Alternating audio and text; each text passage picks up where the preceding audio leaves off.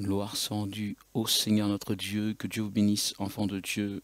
Nous voici sur le plateau de discussion prophétique.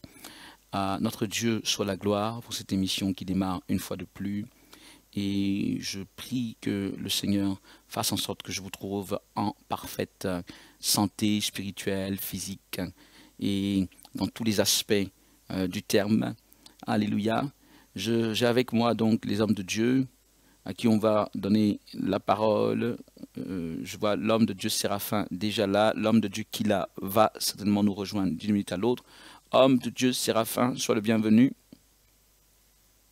Bonjour, bonsoir, shalom à tout le monde, shalom homme de Dieu, paix et grâce abondante. Alléluia. Que le nom du Seigneur soit béni. Amen. Je crois que tout le monde t'entend. Mais il est vrai qu'il y a de quoi un peu augmenter. Alléluia. Amen. Alors, allez, une fois de plus, tu es le premier sur le plateau. Donc, on ne peut que te céder la parole, justement. Je crois que les fois où le prophète Kila doit prendre la parole, il est là dès le début. Mais les fois où c'est toi, je pense qu'on va prendre cela comme règle, n'est-ce pas? Ok. Donc, allez, homme de Séraphin, c'est à toi de nous proposer un thème de cette discussion prophétique. Amen, gloire à Dieu, que le nom du Seigneur soit béni. Enfin, je pensais que c'est dommage qu'il ne soit pas le prophète qu'il a, je pense qu'on allait continuer, on avait laissé un thème il y a 2 semaines en suspens. Ah oui, c'est vrai, tout à fait. Bon, vu qu'il n'est pas là, moi je vais proposer un autre thème. Et peut-être qu'on reviendra sur le thème qu'il avait initié il y a 2 semaines, qu'on devait continuer Euh, aujourd'hui. C'était le thème des quoi? Malédiction Voilà, générationnelle? c'était sur les malédictions générationnelles, effectivement. Ok, mais bon, c'est vrai qu'on avait parlé du fait qu'on allait... euh, enfin, Revenir oui, je dessus. vois quelques commentaires euh, sur Facebook de nos prières tout à l'heure.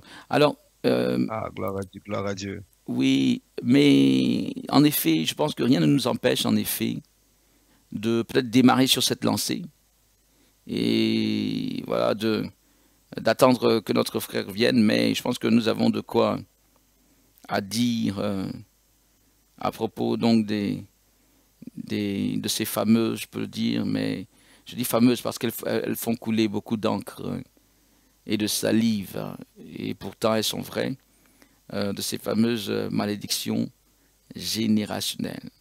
Mais tout de go, pourquoi y a-t-il ce problème dans l'Église, cette fracture de ceux qui croient en ces questions de malédiction générationnelle et ceux qui n'y croient pas du tout?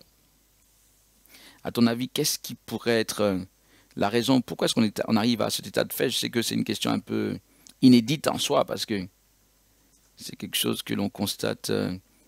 Mais autant il y a des personnes qui y croient à fond, je ne dirais pas trop, mais qui y croient vraiment à fond. Il y en a d'autres aussi pour qui c'est vraiment superficiel, que ça ne tient pas la route. Comment peut-on Mhm. essayer de trancher en la matière? Voilà, comment est-ce qu'il faut appréhender ce problème? Ou bien comment faire passer ce message éventuellement à ceux qui n'y croiraient pas? Je vais d'abord essayer de répondre à À ta, la première à ta question, question, la première comment on en question. arrive là? Ensuite, comment on arrive là? Ouais. Bon, il doit y avoir beaucoup d'explications, certainement. Moi, les trois, pour moi, qui me paraissent des raisons majeures, Mhm. de par la modeste expérience que j'ai avec le Seigneur et au vécu avec les hommes, avec les êtres humains et dans le ministère. La première raison, c'est ce que le Seigneur dit, Osée 4:6, c'est que mon peuple périt faute de connaissance. Mhm. Voilà, c'est un problème d'ignorance, premièrement. Et ce problème d'ignorance vient duquel? C'est-à-dire qu'en réalité, beaucoup de personnes croient sans se rendre compte, même les prédicateurs de l'évangile, aussi bien les chrétiens, ceux qui sont enseignés, même ceux qui enseignent, beaucoup en réalité ne croient qu'en réalité que ce qu'ils ont vu ou ce qu'ils vivent. Ah Et ne oui, prêchent ouais, que, ouais, que par rapport à leurs oui, propres expériences. par rapport, voilà, c'est ça le problème, c'est que les gens ne prêcheront que ce qu'ils vivent et ne soutiendront que ce qu'ils vivent, ce qu'ils ont expérimenté. Et voilà pourquoi moi je réponds toujours à beaucoup de personnes, c'est que ce n'est pas parce que vous n'avez jamais vécu quelque chose que ça n'existe pas. Voilà. Tout à fait. Beaucoup de personnes vous prendront par exemple leur propre vie, moi par exemple, moi par exemple, moi par exemple, mais et forcément ils vont baser leur doctrine là-dessus. Ils vont dire plus que eux ils semblent ne pas vivre, alors qu'ils oublient parfois juste que parfois eux-mêmes sont parfois même sujets. Déjà même leur propre ignorance, sans se rendre compte, est une forme de lien. Ça peut être une forme de lien. Cela peut être une forme de lien démoniaque. Oui, je le dis, j'assume mes propos, oui. Sans vouloir, sans vouloir t'interrompre, donc essaye de garder bien en esprit ton développement et les points qui te restaient à évoquer, donc qui te restaient sur le champ là à évoquer. Mais j'ai comme fait le constat que parmi les gens qui sont réfractaires aux délivrances de bonne foi, en tout cas, je veux dire, ce n'est pas par fourberie, c'est différent de ceux qui savent bien que ce sont des choses réelles, mais qui délibérément cherchent à induire d'autres personnes en erreur. Ça arrive malheureusement, ça arrive. C'est une parenthèse, mais ça arrive. Les chefs religieux savaient bien que Jésus était sincère, était pur. Pour autant, ils ont trouvé toutes les méthodes pour le diaboliser et l'assassiner. Donc des gens peuvent savoir que quelque chose est vrai, mais pour une raison ou pour une autre, ils peuvent s'y opposer. Soit parce qu'ils n'arrivent pas à entrer dans la délivrance, c'est-à-dire qu'il y a des gens qui constatent que d'autres serviteurs marchent dans la délivrance et eux, ils ne marchent pas. Donc sur ce simple fait-là, ils font tout pour nier cet aspect, pour se donner bonne conscience et peut-être pour ne pas, entre guillemets, voir leur fidèle fuir. Ça, c'est le prétexte de pas mal. Je ne soutiens pas ce genre d'approche, mais c'est le prétexte. Mais j'ai constaté que pas mal de gens qui sont réfractaires à la délivrance le sont même sur la base des démons qui sont dans leur vie. Tout à fait. C'est-à-dire qu'il y a des gens qui n'aiment pas entendre parler de délivrance, mais ce n'est qu'après, par la grâce de Dieu, être passé par une délivrance, qu'ils comprennent qu'en réalité, toute cette réticence, peut-être même parfois ce dégoût, cette répulsion en tout cas, de ces choses, n'était pas basée sur des sentiments, même objectifs. C'était par l'influence des mauvais esprits dans leur vie. Et cela se comprend. Un mauvais esprit qui ne veut pas être expulsé ou chassé te poussera à t'éloigner de ces choses sur la base de ce qu'il ne veut pas être expulsé. Et en effet, te donnera toutes sortes de prétextes. Donc c'est du genre, ah, il crie trop. C'est du genre, est-ce que ça peut venir de Dieu? Les gens vomissent. Mais est-ce que c'est parce que les gens ne vomissent que ça ne vient pas de Dieu? Ou bien on a dit que chez Dieu, ça n'existe pas. Lorsqu'on regarde les Écritures, on dit par exemple que Jésus, lorsque les délivrances se passaient, les gens criaient. On parle de violence lorsqu'il va délivrer. D'abord, dans la synagogue, on dit l'homme va crier d'une voix forte. Qu'est-ce que tu nous veux? On parle à divers moments de violence. On parle même de ce que le fils lunatique, le fils de cet homme qui voulait avoir la délivrance, il va s'agiter violemment, tellement violemment qu'à un moment donné, quand il va rester calme, la Bible dit que les gens vont dire qu'il est mort. C'est dire que ce qui a précédé, si c'était un simple assoupissement, il n'allait pas dire qu'il est mort. Ce qui a précédé, ça a été vraiment une lutte physique, ça a été violent.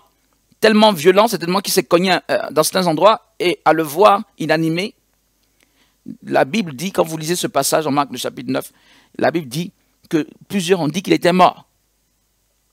Et c'est quand Jésus s'approche de lui pour le toucher, qu'il revient, on va dire, il est animé à nouveau. Donc, il y a de la violence dans la délivrance, et la violence physique, comme la violence spirituelle, et des gens peut-être qui s'estiment pas trop violents, peuvent, ne serait-ce que sur cette base, dire non, bon, c'est trop violent, est-ce que ça vient de Dieu? Il faut bien lire la Bible et se rendre compte que quand Jésus délivrait, puisque justement la Bible parle de délivrance et que le Seigneur Jésus faisait des délivrances, donc qui sommes-nous pour ne pas en faire? Mais bon, bref, quand Jésus délivrait, c'était violent. Je suis désolé de le dire, mais c'était violent. Même avec le Seigneur, c'était violent. Donc, homme de Dieu, des personnes sont contre cela. Quelles en sont d'autres raisons, à ton avis? Voilà, donc je crois que déjà là, je suis totalement d'accord avec ce que tu dis et nous, je pense que nos, Nos pensées nos points nos convergent. pensées se convergent déjà, de convergent. Ça, c'est la première raison. La deuxième raison, ça rejoint encore un tout petit peu. Bon, là, c'est pas à prendre c'est à prendre avec humilité, hein. Mhm. Là, je ne parle pas du côté des croyants. Je parle du côté de ceux qui sont censés aider les croyants, les fidèles. Et je pense qu'il y a un raccourci, malheureusement. Il y a un raccourci, malheureusement, au niveau un problème de paresse. Mhm. Il y a un problème de paresse parce que aujourd'hui, parce qu'il y en a, soit ils n'y croient pas. Ça, c'est peut-être un troisième argument que j'aimerais peut-être qu'on échange dessus aujourd'hui. Soit ils n'y croient pas, ou bien ils savent que ça existe, mais ils banalisent. Hmm. Il y en a, j'en ai aussi Ils banalisent, ouais, ouais, ouais, ils ouais. disent que non, C'est pas si important que ça. On peut faire c'est sans, pas quoi. si important. Allons à la révélation, c'est le petit niveau, on va pas passer notre temps à chasser les démons. Il y en a, mais j'ai un argument qui démonte un peu ça. J'ai un J- argument qui démonte, de- de- qui démonte. donc euh, Jésus passait son temps à un petit niveau, si je comprends bien. En fait, c'est un peu ça la logique, quoi. Jésus ben, passait son temps à un petit niveau à chasser les démons. Il faut aller plus loin que ça, Jésus. voilà. Mais il y en a, oui, il y en a qui le disent. Enfin, je n'abuse pas, hein, ça peut peut-être choquer ceux qui nous écoutent. Mais il y en a qui le disent, qui le disent. Donc moi, je reviens sur ce que je disais, c'est que parfois aussi, il y a un problème de paresse. Parce il faut pas se lever la face, hein. La délivrance, c'est quand même un investissement physique, Physique et autant spirituel. physique que spirituel. Tout à fait. Vous savez, moi, je dis toujours aux gens, excusez-moi, c'est peut-être, bon, bref, il est facile de prendre la lettre, hein, et de venir dire ce qui est dit dans la lettre. Excusez-moi, mais excusez-moi, on peut prendre ce qui est dans la lettre et le dire, mais aider quelqu'un qui est en proie à des souffrances. Hmm. Là, c'est du concret maintenant, hein. Là, on passe à du concret. On n'est pas derrière, on se cache pas derrière un livre. Ou, ou- On est de- ou un pupitre. Ou un pupitre. ou, ou un pupitre. Il faut aller sur le chantier maintenant. Il faut mettre la main à la pâte, comme on dit, ou encore dans le cambouis. Et cela demande une préparation, une certaine vie spirituelle, demande une vie quotidienne, parce qu'on ne se lève pas non plus comme ça du jour au lendemain. Hein? On a vu avec les 7 fils de Sheva. Hmm. Voilà. Et je pense qu'il y en a qui se disent, bon, s'il faut passer son temps à jeûner, s'il faut passer son temps à crier, après on est fatigué, nos vêtements peuvent être déchirés. Oui, oui, les chaises, Sont il y a cassés. tout cela, cassées. Mais oui, oui, oui, les gens vont vomir, il faut enlever tout cela. Parfois, si vous le faites chez vous, votre matériel, votre mobilier peut en prendre un coup. Oui, Ouais, pour ceux qui le font. c'est vrai qu'on on peut pas faire aussi des délivrances dans n'importe quel endroit. Ça, c'est un fait. Voilà. Même si c'est à l'église, parfois il y a des chaises qui se cassent. Donc, vous voyez, bon, ça prend du temps et ça prend du temps. Et après, vous êtes fatigué, vous pouvez être fatigué, mais vous êtes fatigué après. Donc, il y en a qui disent, bon, qui l'ont peut-être fait, ou bien qui ont vu d'autres faire, voir ce que ça engendre, comme ce que ça implique comme débauche et investissement. Ben, ils disent, bon, on choisit autre chose, ça demande trop d'investissement. Donc, pour moi, le deuxième argument, c'est la paresse. C'est un point important que tu soulignes là, qui passe inaperçu très souvent et pourtant c'est un fait. La paresse. Hein. C'est la paresse. Ce dit en passant, on est serviteur pour être serviteur de Dieu à fond, hein, pas pour s'économiser. Entre parenthèses, quoi. C'est notre travail. C'est notre travail. Donc, si les gens font mains et pieds dans d'autres activités séculaires, on va dire, euh, nous devrions faire aussi mains et pieds dans celle-ci, puisque notre activité est la plus grande qui soit, c'est le salut des âmes. Mais dire que ce que tu expliques, c'est fondamental, c'est vrai. Mais naturellement, je prends le contre-pied parce que Si cela, on va rien faire. Si c'est cela, on va être justement des fonctionnaires. Un peu comme des fonctionnaires de Dieu, à ne pas faire grand-chose. Et ça, malheureusement, ça peut être une mauvaise approche, effectivement, du service de Dieu, à ne pas trop se fatiguer. Ok, je te laisse continuer. Voilà, ça c'est le deuxième point. Donc, c'est vrai que c'est pas vraiment le sujet du jour, mais ça me permet quand même du coup d'aborder quand même un point important par rapport à la question que tu as demandé, comment le leur faire, comment faire croire aux gens, comment le faire, les convaincre d'accepter cette réalité. Parce que celui qui ne croit pas au lien générationnel, implicitement, il ne va pas croire à la délivrance d'une manière générale. D'une manière générale. Tout à fait. Et implicitement, ceux qui n'y croient pas, d'une manière implicite, ne croient pas souvent, ne veulent pas pratiquer la délivrance. Et d'ailleurs, ça rejoint ce que j'étais en train de dire.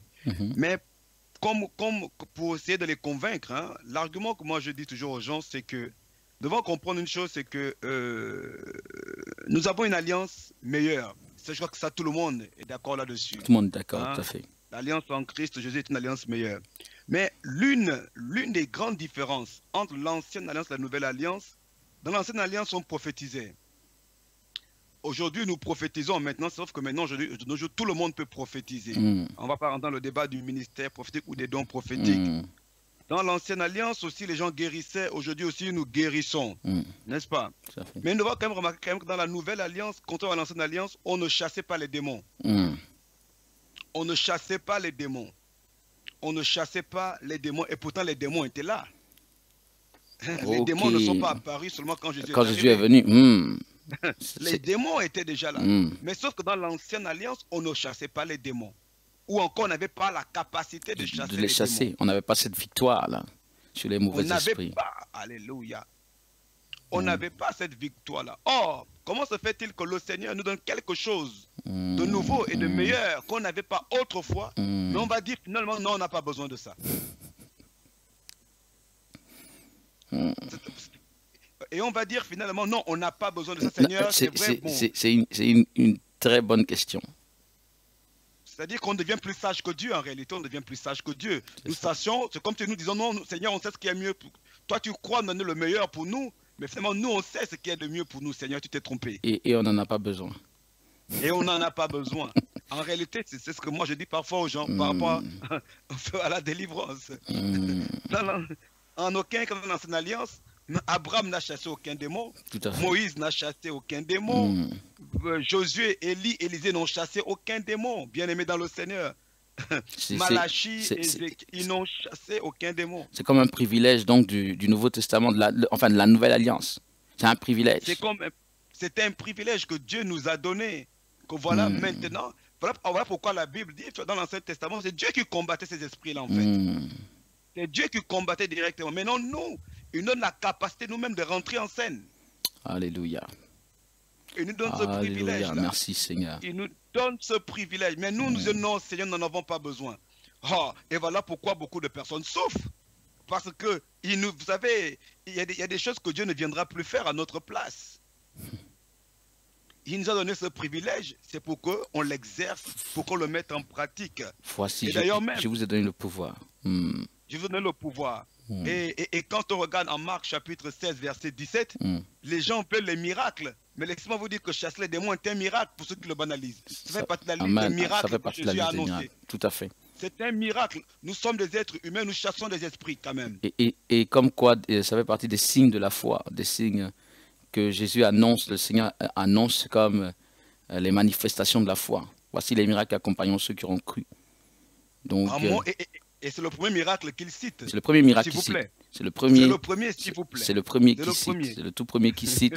Et c'est vrai qu'aujourd'hui, à banaliser cela ou bien à dire que ce n'est pas important, et surtout à trouver des justificatifs. Hein. Les hommes, bon, comme quelqu'un veut se donner bonne conscience, il va toujours trouver des justificatifs qui, en réalité, ne tiennent pas vraiment la route, mais bien agencés, peuvent donner l'impression d'être debout. De toute façon, le diable, lui aussi, a sa manière de prendre la parole de Dieu et de la juxtaposer d'une manière qui soit, qui semble bien.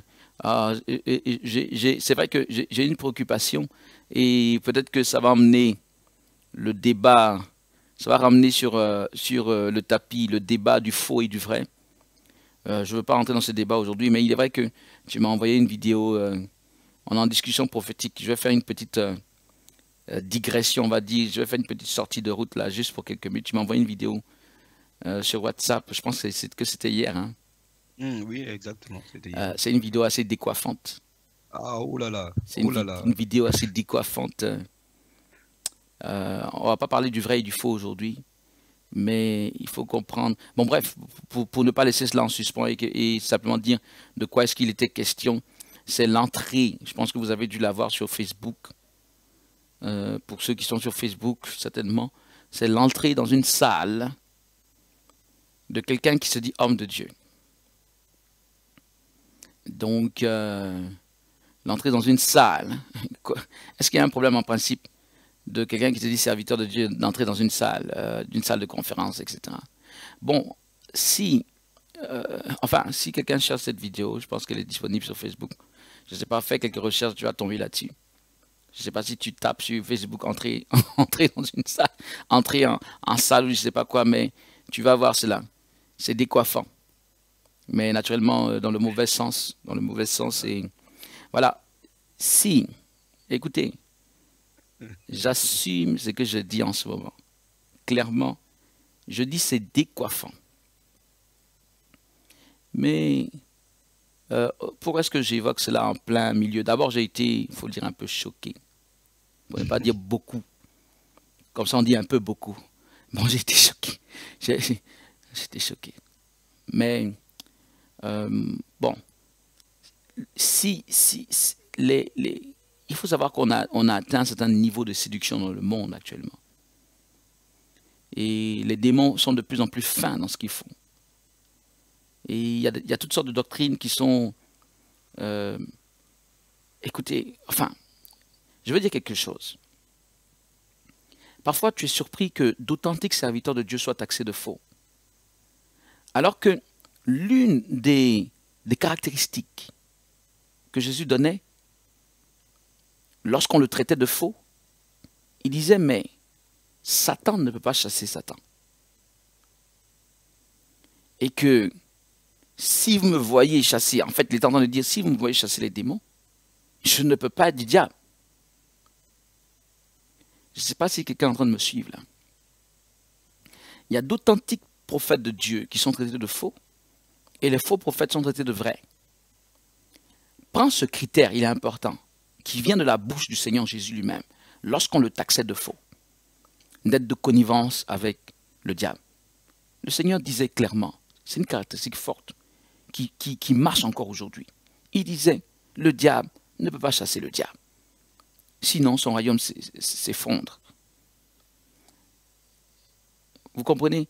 Donc, trouver un serviteur, ou enfin, un homme qui chasse les démons et de dire que celui qui chasse les démons est du diable, non seulement, en effet, ça n'a aucun sens, mais ça va à l'encontre même de ce que le Seigneur a dit.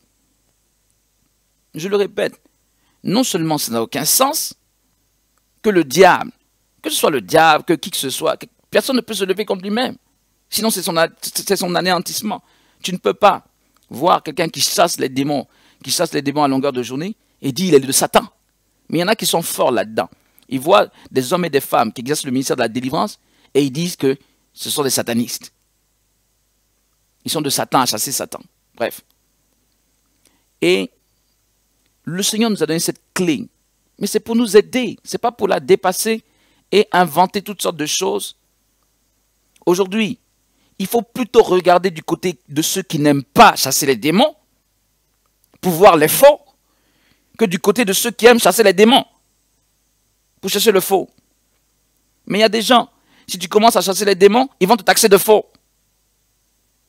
Et ceux qui ne chassent pas les démons, on les taxe de vrai. Mais ça va à l'encontre de ce que le Seigneur a donné comme critère. C'est le parfait opposé du critère du Seigneur Jésus. Donc, il faut mûrir. Il faut mûrir. Nous devons faire un peu plus d'efforts. Nous devons faire un peu plus d'efforts. Si tu es capable de chasser les démons, On commence à voir que tu es dans le vrai. Point. Si tu es incapable de chasser les démons et que tu t'inventes toutes sortes de doctrines pour ce but, on ne sait pas bien où tu te situes. Bref, peut-être que tu es dans le vrai, mais tu n'es pas en tout cas dans la configuration qui pourrait nous dire de manière excellente que tu es dans le vrai. Je le répète, pour moi, le vrai et l'authentique, sur la base même de tout ce qu'on développe, sur la base de ce que l'homme de Dieu Séraphin vient de dire, voici les miracles qui accompagnent ceux qui ont cru. Le premier critère ou le premier signe que Dieu donne, que le Seigneur donne, c'est en mon nom ils chasseront les démons. Sur la base de toutes ces choses, on ne peut pas arriver aujourd'hui à taxer ceux qui chassent les démons de faux. Ce n'est pas possible. Le premier critère pour moi, pour avoir le faux, c'est celui qui ne veut pas le faire et qui trouve toutes sortes de prétextes pour ne pas le faire. Quand bien même il dirait la doctrine, bien aimé, je vais terminer et puis laisser la parole au prophète Séraphin. Notre frère, le prophète qu'il a dû avoir un empêchement. Qu'à cela ne tienne, peut-être qu'on va poursuivre la prochaine fois. J'espère que personne ne va se fâcher contre nous parce que le sujet, quelqu'un va dire non, on en fait trop sur ce sujet, mais c'est un sujet d'importance. Et justement, je vais vous dire pourquoi c'est d'importance. Parce que là où on ne chasse pas l'ennemi, tenez-vous bien, l'ennemi règne en maître en réalité. Contrairement aux apparences. Amen, amen, amen, amen. Amen. Contrairement aux apparences ou à tout ce qu'on peut dire, il est bel et bien là. Et il règne. Pourquoi je dis qu'il règne? Parce que justement, quand il règne, il réussit à se maquiller, à maquiller sa présence, à se masquer. Disons, lorsque l'ennemi a bien réussi son coup, c'est lorsqu'il est là et qu'on ne le voit pas. Voilà, là. Mais lorsqu'on le détecte, il est déjà en mauvaise posture. Les endroits où on détecte les démons et on chasse, ce n'est pas les endroits où l'ennemi aime être. Ce n'est pas les endroits où il aime être. Ce sont les endroits qu'il déteste. Parce que le diable aime les ténèbres, dans le sens où il peut agir sans que personne ne se rende compte qu'il est là. Et ça, c'est ce qu'il aime dans la vie des païens. Les païens vont coller à tous leurs mots toutes sortes de raisons, sans dire le diable, parce qu'ils n'y croient pas. Et là, le diable, là, il aime bien ça. Et il y a pas mal de chrétiens, malheureusement, qui marchent dans la même logique. Ils vont nommer tout, mais le diable, c'est comme si ça n'existe pas. Eh bien, je suis désolé. C'est qu'il est là et qu'il est bel et bien ancré et qu'il règne en maître. Donc, quelqu'un doit comprendre que la délivrance n'est pas une option. Ce n'est pas la cerise sur le gâteau, ce n'est pas pour faire beau. C'est une nécessité pour avoir une vie libérée de l'influence satanique. Cette influence, ce n'est pas nous qui la créons. Beaucoup de gens croient que lorsqu'on parle des démons, c'est là que les démons apparaissent. Je le répète, c'est là où on ne parle pas d'eux, qui sont bien ancrés. Donc c'est tout le contraire de ce que beaucoup pensent. C'est du genre, ne parlons pas des démons, et là on n'aura pas de problème. Non, en réalité, c'est ne parlons pas des démons, et là nous avons tous les problèmes. C'est ça qu'il faut comprendre. Et aujourd'hui, je ne sais pas pourquoi, je ne sais pas quel thème allait donner, je ne sais pas pourquoi est-ce qu'on est revenu là-dessus, mais c'est le Seigneur certainement, parce qu'on avait dit cela, donc le Seigneur a permis que le prophète Séraphin s'en rappelle, pour qu'on revienne là-dessus. Et je pense que ça va aider quelqu'un. Homme de Dieu, je te redonne la parole par rapport à, effectivement, certainement argumenter. Juste une parenthèse, on n'est pas né avec des démons, Dieu merci. C'est pas quelque chose qu'on tient forcément à vendre à tout le monde. Non. Bien aimé, c'est un fait. Ce n'est pas nous qui avons créé Lucifer ou les démons. C'est un fait. Les influences des démons sont réelles. Et comme l'homme de Dieu Séraphin disait, quand quelqu'un n'a pas vécu cela, il a tout le loisir de relativiser. Quand il a vécu cela, il prend cela au sérieux. Mais nous devrions prendre cela au sérieux, même sans l'avoir vécu. Il faut dire Dieu merci déjà de ne pas l'avoir vécu.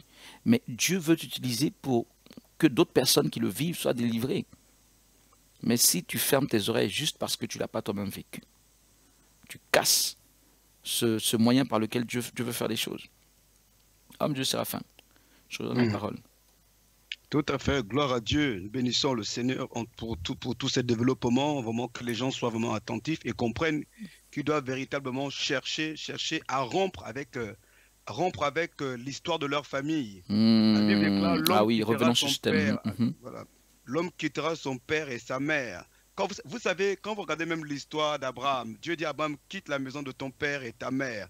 Beaucoup de personnes ne se rendent pas compte que leur vie n'est que la reproduction de l'histoire de leur famille. Ce que leur père a vécu, ce que leur mère a vécu, bien qu'ils aient pris toutes les bonnes dispositions, bien qu'ils aient eu toutes les informations, mais malheureusement les choses se reproduisent, tout simplement parce ils ont eu que des informations, mais pas la révélation pour régler le problème spirituellement. Voilà, pour sortir des souffrances. Il y a des personnes, par exemple, vous savez, moi, je vais prendre un exemple aussi pour dire que ceux... Excuse-moi, juste par rapport à ce que tu as dit, donc ça veut dire qu'ils n'ont pas la force de la rupture. Non, non, non. Ils ont l'information, mais ils n'ont pas la force qui permet de rompre avec une sorte d'influence, quoi. Tout à fait, ils n'ont pas une forme d'influence qui les maintient, comment dire, dans un processus, dans un cycle, dans un cheminement établi par l'adversaire, à cause parfois des alliances établies ou préétablies par ceux qui les ont engendrés ou qui ont engendré ceux qui les ont engendrés. Donc les gens ne savent pas cela. Vous savez, ça va dans le sens, excuse-moi, ça va dans le sens de ce que Mathilde a partagé hier un message pour le réveil. Je ne sais pas si tu avais entendu ça, du genre les enfants participent à la chair et au sang de leurs parents, c'est-à-dire le sang du point de vue symbolique aux souffrances. Donc du coup, ce que tes ascendants ont vécu, en principe, tu es en bonne ligne pour le vivre aussi. Si justement tu ne brises pas ce cycle, si c'est un cycle vicieux, si c'est un cycle vertueux, gloire à Dieu, si c'est quelque chose de bon, gloire à Dieu. Mais si c'est un cycle vicieux, ah oui, si tout le monde est prospère dans ta famille et que toi aussi tu es prospère, on va pas dire non à ça, mais si c'est un cycle vicieux, effectivement, c'est là où toute l'importance de le briser par ce dont tu es en train de parler en ce moment. Et rentrer dans la délivrance pour briser ces malédictions générationnelles. Au nom de Jésus, amen. Amen. Parce que d'aucuns points de raccourci, ce n'est pas de lire la parole, d'autres vont parler du renouvellement de l'intelligence. Moi, je vais prendre un exemple concret. Ok, nous croyons, moi je crois à la Bible du premier verset de la Genèse au dernier verset de l'Apocalypse.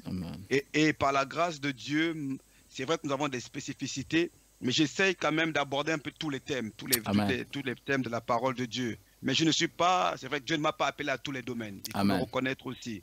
Donc, je crois que le renouvellement de l'intelligence existe. C'est dans la Bible. Mais il y a des cas où le renouvellement de l'intelligence a des limites aussi.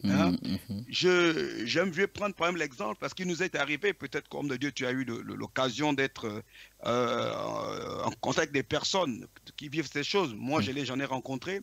Mais quelqu'un qui, par exemple, ça tombe bien que tu aies parlé des cycles de certains cycles par rapport aux finances. Moi, il m'est arrivé de rencontrer des personnes qui vous disent qu'ils ont de l'argent qui disparaît de leur poche, de leur sac à main. Alors, expliquez-moi comment le renouvellement d'intelligence va régler ça. Moi, j'en ai rencontré. On ne m'a pas raconté. J'en ai rencontré. Ils mettent de l'argent dans un endroit, dans leur maison ou dans leur sac à main.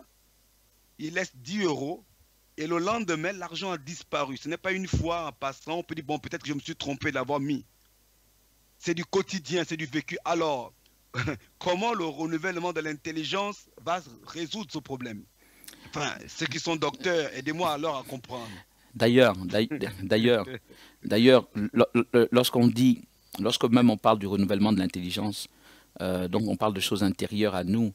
La Bible dit, par exemple, que si tu crois de ton cœur et si tu confesses de ta bouche, tu seras sauvé. C'est-à-dire que le mécanisme pour voir l'action de Dieu, ce n'est pas simplement à l'intérieur. Mais il faut aussi une action extérieure, dans le sens donc d'une proclamation, d'une prière. Parce que la fameuse prière de combat spirituel dont on parle, d'où tire son origine la délivrance. La délivrance est basée sur le combat spirituel. Cette fameuse prière de combat spirituel, quand on regarde de plus près, finalement, c'est comme des proclamations. Mais cette fois-ci, à l'endroit des démons. Et non, je veux dire, prier le Seigneur simplement. Donc, ce que je veux dire par là, c'est que le renouvellement de l'intelligence, c'est une chose. Le renouvellement de notre être intérieur, c'est une chose. Mais le salut ou la libération ne vient pas seulement sur la base du renouvellement intérieur, mais également sur le fait de l'expression et même l'expression vocale. Autrement dit, la prière, la proclamation, la déclaration, c'est-à-dire le combat spirituel. On dit combat spirituel, il faut démystifier la chose. C'est le fait que nous déclarions des choses et que nous prions, cette fois-ci, à l'encontre des mauvais esprits. C'est aussi simple que ça.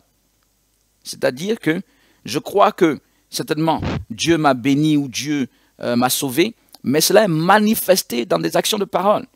Et le simple fait que je sois confronté aux mauvais esprits qui viennent contre ma vie, moi je déclare des choses et eux ils viennent contre moi, on appelle cela le combat spirituel. D'où tire la délivrance, d'où tire son origine la délivrance. Donc, enfant de Dieu, c'est normal.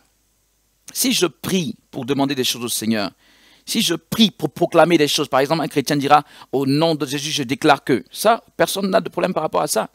Au nom de Jésus, je proclame que. Mais quelle différence y a-t-il? Au nom de Jésus, je proclame que je suis guéri, et au nom de Jésus, je proclame que tout esprit de maladie quitte mon corps. Où est la différence? Quand je dis au nom de Jésus, je déclare que tout esprit de maladie quitte mon corps, je m'adresse donc au mauvais esprit, et là, on rentre un peu plus dans le combat spirituel. L'autre, on est encore dans la proclamation. Mais ce sont des nuances. C'est pour dire que ces choses, en fait, c'est pas à opposer. Si je prie, je vais combattre spirituellement. Le simple fait qu'il y a une opposition dans ma vie contre laquelle je me lève, c'est le combat spirituel. Donc le combat spirituel n'est pas quelque chose de mystérieux qu'il faut absolument contourner dans la vie du chrétien parce que ça n'a pas de sens. Je ne sais pas si quelqu'un m'a compris, mais c'est cela. Donc, enfant de Dieu, notre vie chrétienne est une vie de combat. Et voilà, on aimerait que ce ne soit pas le cas, mais la configuration du monde, on y est né. On est né dans le péché, la Bible dit. En plus de ça, on est né autour de puissances des ténèbres qui ont déjà envahi la terre. Donc, on est dans un tissu qui est déjà qui nous est un peu défavorable, parfois beaucoup même défavorable. Le fait de lutter pour émerger ou sortir de cette prison, voilà, de cette opposition spirituelle, c'est le combat spirituel qui se manifeste par des prières. Donc, où est le problème? Quand on dit non, ne combattez pas spirituellement, je ne comprends pas. Ça voudrait dire quoi, ne pas combattre spirituellement? Ça veut dire ne pas prier du tout? Ça veut dire quoi exactement? Donc, enfant de Dieu, il faut ramener les choses. Ce qui est important, c'est qu'il ne faut pas marcher dans nos perceptions parce que les mauvais esprits, tout à l'heure je l'ai dit, influencent nos perceptions. Marchons sur ce que la Bible dit. Moi, la seule raison pour laquelle je combats spirituellement, ce n'est pas parce que ce serait à la mode ou d'autres le feraient. C'est parce que le Seigneur Jésus l'a fait. Point. Quand quelqu'un me dit que ça ne sert à rien, vous m'avez entendu tout à l'heure, la question que je poserai, c'est ça ne sert à rien et le Seigneur l'a fait. Ça ne servait à rien et effectivement, il a dit, voici les miracles accompagnant ceux qui ont cru. Ça ne servait à rien et les disciples du Seigneur l'ont fait. On voit les disciples du Seigneur chasser les mauvais esprits. Voilà, Paul a chassé par exemple un esprit de python. Ça ne servait à rien. Ça ne servait à rien, ils ont fait. Mais qui sommes-nous pour dire que le Seigneur Jésus, ce qu'il a fait, ne servait à rien? Ce que les apôtres du Seigneur ont fait ne sert à rien. Et même ce que d'autres personnes font dans ce monde ne sert à rien. Autrement dit, c'est ce que nous faisons qui sert à quelque chose. Non. Il faut marcher dans un peu plus d'humilité.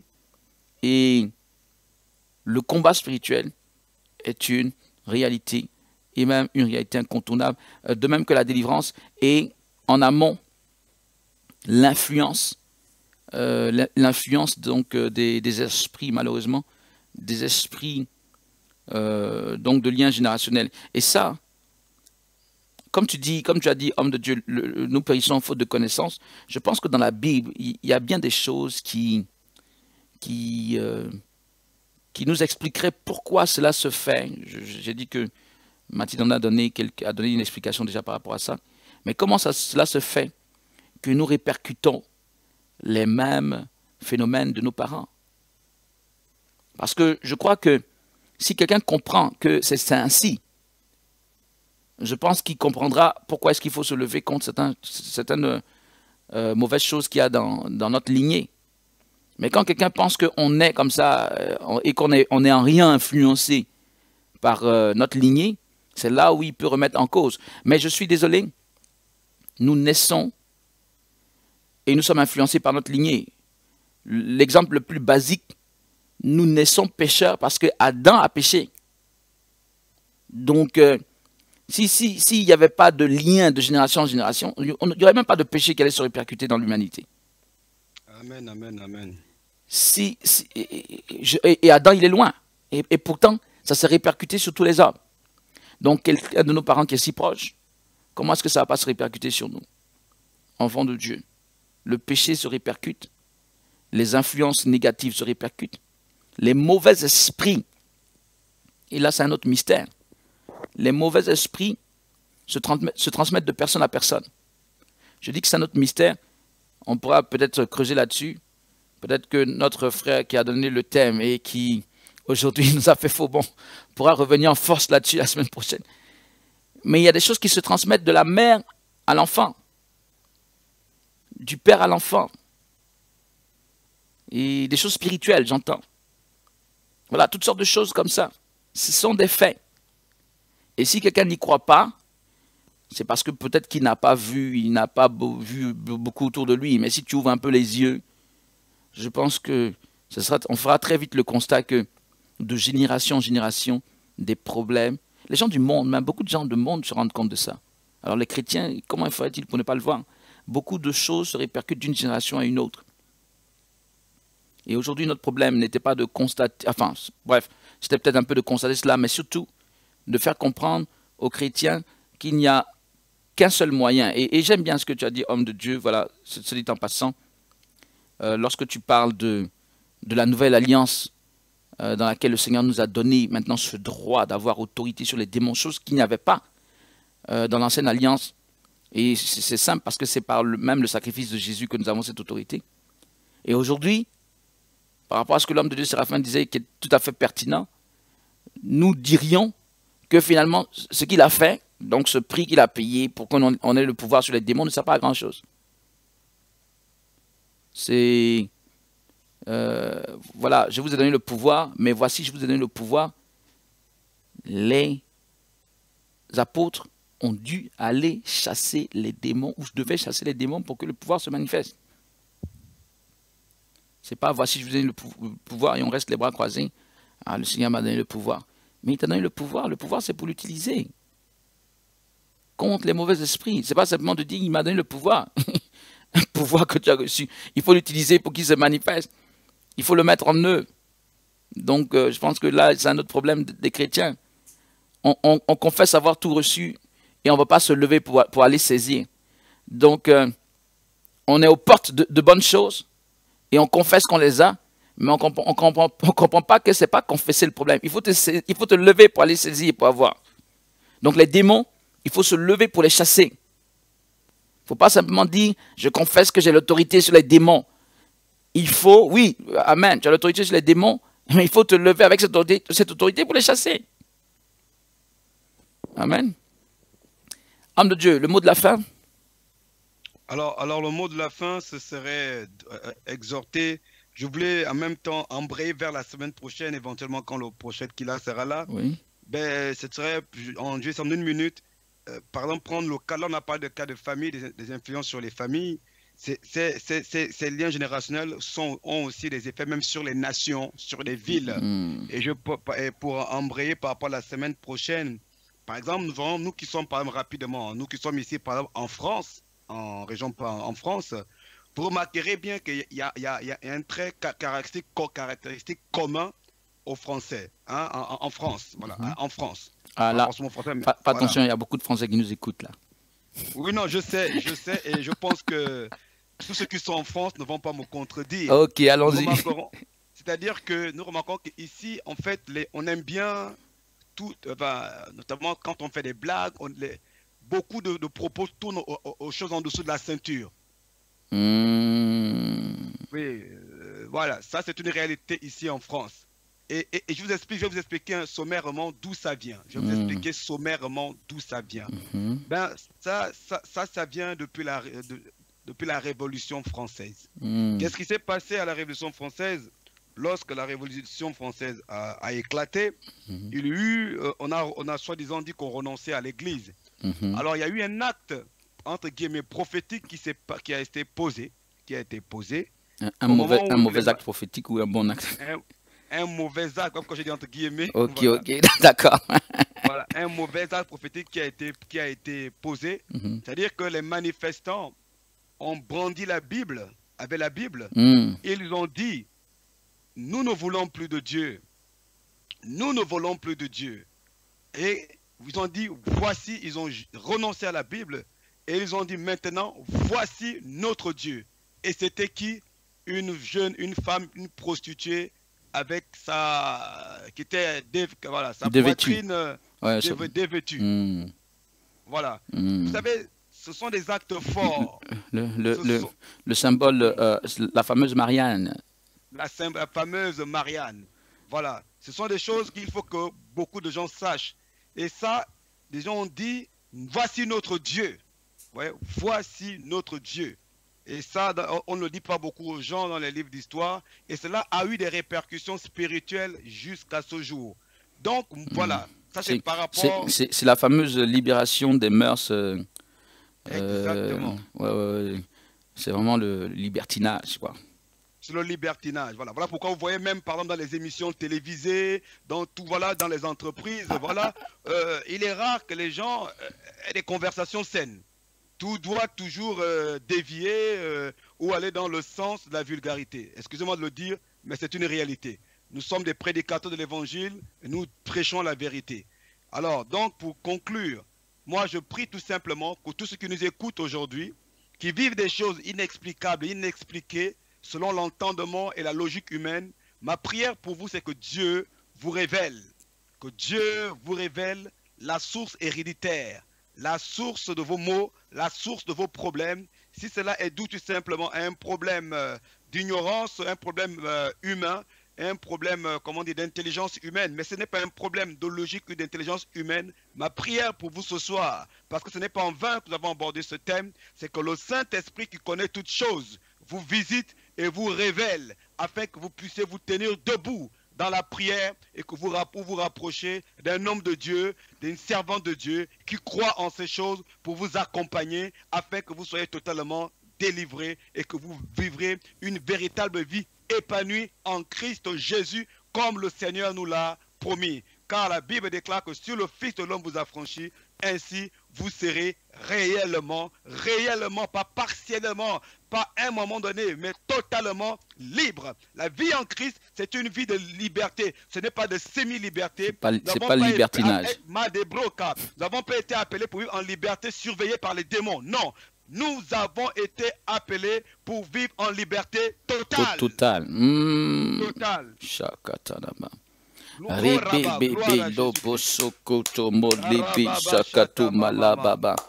Merci Seigneur, merci Seigneur, merci Seigneur, merci Jésus. Alléluia, nous avons été appelés pour une liberté totale. On termine sur ces propos, alléluia, de l'homme de Dieu Séraphin, que le Seigneur soit béni, alléluia, par rapport à cette discussion prophétique conduite par le Seigneur. On bénit le nom du Seigneur quand il conduit quelque chose vraiment, parce que c'est pas préparé, mais on sent bien qu'il y a la conduite du Seigneur. Alléluia, merci Jésus. Que cela nous parle, que cela nous édifie, que cela nous amène aussi à prendre les bonnes décisions et effectivement à ne pas fuir cette réalité, mais à l'affronter. Il a dit quelque chose d'important vers la fin. Nous ne sommes pas en train de dire que tout se résume à cela, mais nous disons qu'il ne faut pas fuir cette réalité pour autant. Ok, gloire à Dieu. Amen. Voilà, il y a des choses qui peuvent relever parfois de nous-mêmes, mais pas mal de choses qui se passent dans le monde. Il faut aller voir une racine plus que superficielle. Il faut aller chercher la racine spirituelle. Et parfois, donc, c'est dans la lignée générationnelle. Amen. En toute chose, il a dit, je n'ai même pas rajouté, mais je veux simplement dire que vraiment, au nom de Jésus, on ne dit pas ça pour élever les choses de l'ennemi. Il a terminé sur ces propos qui sont importants. La liberté totale. Christ nous donne la liberté totale. Mais il ne faut pas fuir ce concept, c'est ce qu'on dit. On ne dit pas d'encenser l'ennemi dans ce qu'il fait. On dit de regarder cela en face et de prendre les armes que Dieu nous donne pour effectivement contrer tout ce que l'ennemi fait et avoir une victoire totale. Au nom de Jésus, que le nom du Seigneur soit béni. Homme de Séraphin, merci beaucoup pour cette contribution. Alléluia. Amen. Gloire soit rendue au Seigneur, effectivement. Et enfants de Dieu, je sais qu'on se retrouve donc dans une semaine pour les discussions prophétiques. On se retrouve déjà dès demain pour la soirée prophétique. Oui, je crois que c'est un plaisir de toujours se retrouver en discussion et dans les autres émissions. Que Dieu vous bénisse. Shalom à tous et à toutes et à très bientôt.